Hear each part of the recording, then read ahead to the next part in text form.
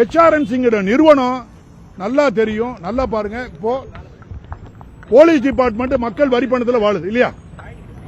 அதே மாதிரி revenue department மக்கள் வரி பணத்தில் வாழுது. அதே மாதிரி HRNC டிபார்ட்மெண்ட் மட்டும் மக்கள் வரி பணத்தில் இல்ல. இது பரவலாக தவறான கருத்து இருக்கு.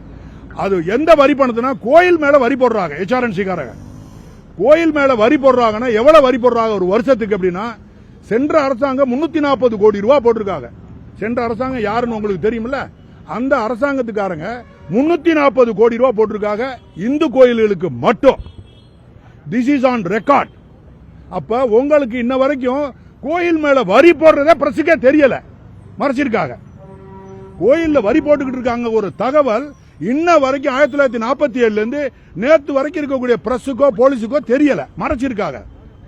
அதுல எது மாற்று கருத்து இருந்தா நீங்க பேசலாம். போ ஆமான்னா ஆமான்னு, பேசலன்னா ஆமான்னு ஏத்துக்கிறேன். ரைட். அப்ப மறைச்சிருக்கிறது இப்ப வெளியே வருது, சொல்லிக்கிட்டே வெளியே வர்றேன். மொத்தத்தில் 340 கோடி ரூபாய் போடுறாங்க. எப்படி வரி போடுறாங்கன்னா, வியாபாரி மாதிரி கோயில்கள் என்ன செய்யறாங்க, பிசினஸ் கார்பரேட் செக்டர் மாதிரி அவங்க பிரிச்சிடுறாங்க. எப்படி பிரிக்கிறாங்கன்னா, 5000 ரூபாய் வருமானம் வரக்கூடிய கோயில் வருஷத்துக்கு அதுல இருந்து 20,000 ரூபாய்க்கு 4% வட்டி, 20,000 ரூபாய் வருமானம் அதுல இருந்து 60,000 வர்றதுக்கு 5% வட்டி, 60,000 2 லட்சம் வர்றதுக்கு 6% வட்டி, 2 லட்சம் வருமானம் வருமானத்தில் 5 லட்சம் வர்றதுக்கு 7% வட்டி போடுறாங்க. இதெல்லாம் போக 5 லட்சத்துக்கு மேல வருமானம் வரக்கூடிய கோயில்களுக்கு 12 விழுக்காடு வட்டி போடுறாங்க. இப்படி வட்டி கோயில்களுக்கு போடுறது தமிழ்நாட்டில் இருக்கிற எந்த இந்துக்களுக்கும் தெரியவே இல்லை, தெரியறதே கிடையாது. இந்து நிறுவனங்களுக்கு தெரியல, ஆதீனங்களுக்கு தெரியும். ஆதீனங்கள் பேச மாட்டேங்கிறாங்க. ஆதீனங்களுக்கு முதுகு விலகம் தெரியவே இல்லை. 11 ஆதீனங்களை இந்த வருஷத்துல இந்த இருக்கக்கூடிய கவர்மெண்ட் காலி பண்ணிடுச்சு. 11 ஆதீனங்களை இப்ப இருக்கிற கவர்மெண்ட் காலி பண்ணிடுச்சு. இது போக பழைய ஆதீனங்கள் தான் இருக்காங்க, அவங்களுக்கு இது தெரியல. மொத்தத்தில் பாத்தீங்கன்னா 12% இப்படிலாம் போட்டு மொத்த வருஷத்துக்கு வரக்கூடிய வருமானம் பழைய கவர்மெண்ட் 340 கோடி, அதே கவர்மெண்ட் அடுத்த வருஷம் 370 கோடி போடுறாங்க வட்டி. அதுக்கடுத்து இந்த கவர்மெண்ட் வந்துருது 2020-21ல 20ல 420 கோடி ரூபாய் போடுறாங்க. 21ல இந்த கவர்மெண்ட் 427 கோடியும் இன்னொரு கொஞ்சம் லட்சத்தையும் போட்டுக்கிறாங்க. அது 89 லட்சம்.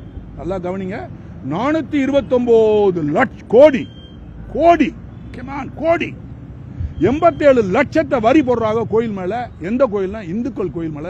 சத்தியம் சத்தியம் சத்தியம். இந்த கோயில்ல வரி வர்ற பணத்தை தான் HRNC டிபார்ட்மெண்ட்ல நிர்வாக ஃபண்ட் அட்மினிஸ்ட்ரேஷன் ஃபண்ட் வச்சு அவங்களுக்கு சம்பளம் பென்ஷன் அது இதுன்னு கொடுக்குறாங்க. கோயில்ல வேலை பார்க்கறவங்களுக்கு சம்பளத்தையும் கொடுத்து நாங்க பென்ஷனையும் கொடுக்க வேண்டியா இருக்கு. நம்ம 56 கோடி மக்கள் இந்துக்கள் இருக்காங்க. நோ, 7 கோடிக்கு மேல ஓட்டு போடாதவங்க சேர்த்த எக்கச்சக்கமா போடும். அவங்களுக்கு இந்த அறிவு போதுமான நாலேஜ் இல்ல, புரிதல் இல்லாதனால யாருக்குமே தெரியும். இந்த அறிவை கொண்டு போய் சேருங்க. இப்படிப்பட்டு இருக்க போகும்போது கோயில் நிதின்னு ஒன்னு இருக்கு, அந்த கோயில் நிதின்னு ஒன்னு இருக்கு, அப்புறம் அட்மினிஸ்ட்ரேஷன் ஃபண்ட் நிதின்னு ஒன்னு இருக்கு.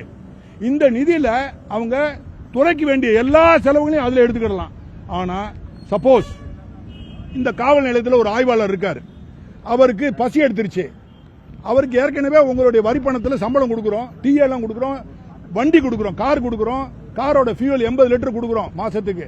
மேற்கொண்டு லிட்டர் வேணும்னா அவர் எழுதி டிசிட்ட வாங்கிடுவார், டிசியோ ஜேசிட்டோ வாங்கிடுவார். இதுதான். ஆனா இதுக்கெல்லாம் தேவை, பசிக்குது, காலையில பர்ஸை எடுத்துட்டு வரல, போய் உடனே ஒரு பர்டிகுலர் ஹோட்டல், பெரிய ஹோட்டல்ல ஒரு 4 இட்லி, இந்த இன்ஸ்பெக்டர் சொன்னா வருத்தப்படுவாங்க. இது கோயில இந்த போலீஸ் ஸ்டேஷன் மறந்துருக்கேன், எக்ஸ் போலீஸ் ஸ்டேஷன்ல இந்த இன்ஸ்பெக்டர் சொல்றாரு, போய் உடனே வாங்கிட்டு வராங்க 4 இட்லி வாங்கிட்டு வர, அது 250 ரூபா. அத என்ன செய்யறாங்க, பெர்மனன்ட் அட்வான்ஸ் ஒன்னு இருக்கு, அதுல இருந்து எடுக்க சொல்றாரு. ஜெயிலுக்கு தான் போகணும். நீங்க என்னன்னா சார் இட்லி வாங்கினதுக்கு ஜெயிலா சார் பாக்குறது வேற. கமான், இட்லி வாங்கலாம், 4 இட்லி 40 இட்லி கூட நீ சாப்பிடு. ஆனா எதுல இருந்து வரணும், உன் சொந்த பாக்கெட்ல இருந்து செலவழிக்கும், சொந்த எக்ஸ்பெண்டிச்சருக்கு.